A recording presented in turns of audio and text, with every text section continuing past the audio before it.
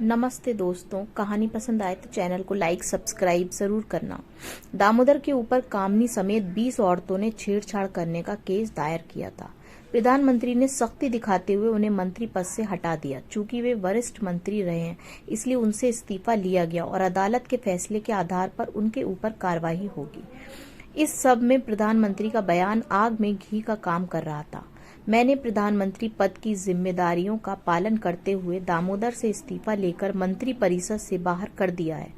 अदालत बिना किसी दबाव के इस मामले में फैसला लेगी। बड़ा ईमानदार बनता है, 100 चूहे खाकर बिल्ली हज को चली। दामोदर गुस्से में बड़बड़ा रहे थे। वे राजनीति में 50 साल यूं ही नहीं गुजार चुके थे, उसमें भी वे 30 साल से ज्यादा पत्रकारिता जगत में गुजार चुके थे। कामनी को वे ही पत्रकारिता में लाए थे।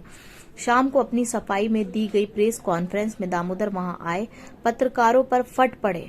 मैं खुद पत्रकार के रूप में सालों से आपके साथ रहा हूं और काम कर रहा हूं।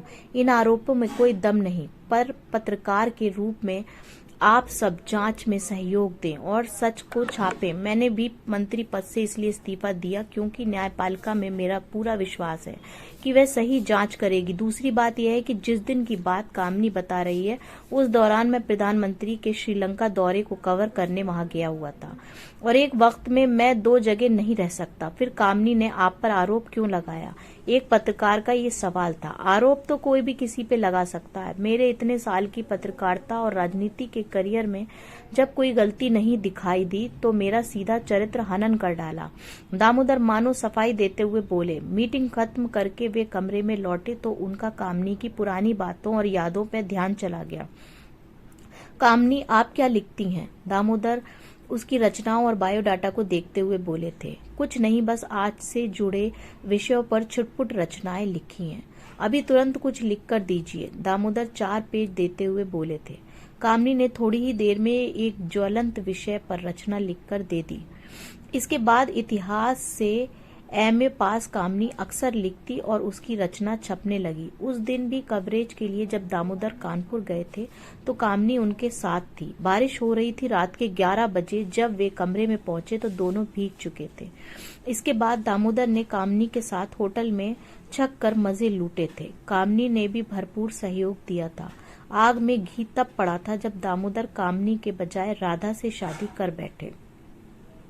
इतने दिनों तक मेरा इस्तेमाल किया। फिर कामिनी बिफरते हुए बोली थी। फिर क्या, हम दोनों ने एक दूसरे का इस्तेमाल किया है। तुमने मेरे नाम का और मैंने तुम्हारा। यह दुनिया ऐसे ही कारोबार पे चलती है। दामोदर सपाट लहजे में बोले थे। मैं आपको बदनाम कर दूंगी। आखिर उस राधा ने क्या दिया है आपको? कामनी गुस्से में बड़बड़ा रही थी। तुम खुद टूट जाओगी।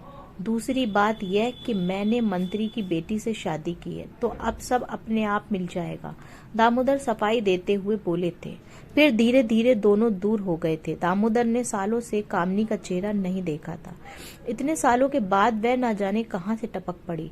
अगर कामनी ने अदालत में सबूत पेश कर दिया तो उन्हें जेल होगी और हर्जाना भी देना पड़ेगा। सांसद की कुर्सी भी छिन जाएगी। क्या करूं? दामोदर सोच रहे थे कि उन्हें जग्गा याद आ गया। वे जग्गा के पास खुद पहुंचे थे। आप जाइए, मैं इसका इलाज कर देता हूँ। अब आप बस 20 औरतों के लिए 25 लाख रुपए का इंतजाम कर दें। वह शराब पीता हुआ बोला। पैसा कल तक पहुंच जाएगा, तुम काम शुरू कर दो। दामोदर हामी भरते हुए बोले। अगले दिन दोपहर के 12 बजे प्रेस कॉन्फ्रेंस का उन सभी 20 औरतों ने नाम समेत माफी मांगी और आरोप वापस ले लिया। अब तो दामोदर मंत्री पद पर दोबारा आ गए। इस मसले पर जब उनसे पूछा गया तो वे झट बोल उठे। वे सब मेरी बहन जैसी हैं। मैं तो उनसे कभी मिला नहीं, उन्हें जानता तक नहीं। बस राजनीतिक फायदे के लिए इस्तेमाल की गई मोहरें थी। मुझे साजिश करने वाला चाहिए, मोहरें नहीं।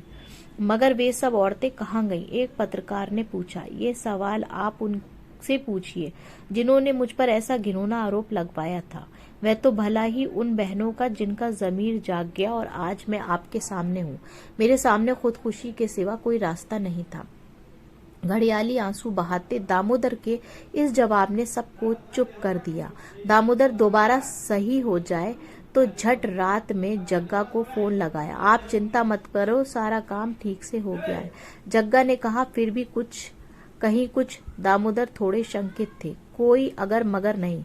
जग्गा पूरे पैसे लेकर आधा काम नहीं करता। अब दामोदर ने चैन की सांस ली। अब वे कभी